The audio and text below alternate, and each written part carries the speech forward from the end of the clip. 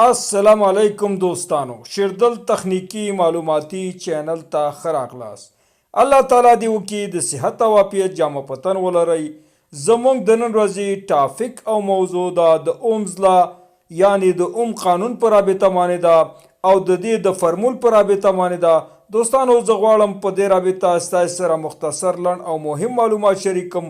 نو دوستانو دا ویډیو مه مس کوئ، تر اخره پورې وګورئ ترڅو د دې مفیدو معلوماتو څخه ځانونه برخمن کړئ. د دوستانو راځو ټاپک او موضوع ته. اومز لا یعنی د اوم قانون. اومز لا show relationship between voltage, current and resistance in an electrical circuit.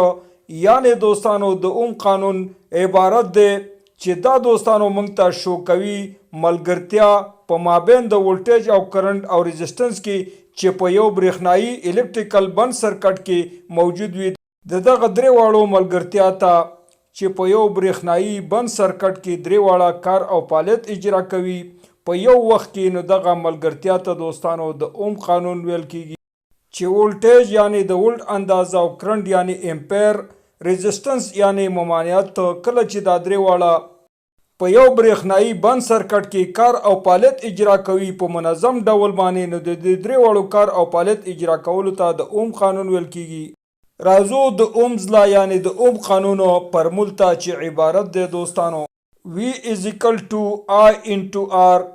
یعنی دوستانو د اومز لا یعنی د اوم قانون فرمول مساوي کیږي ولټ مساوي کرنٹ ضرب ريزسټنس سره.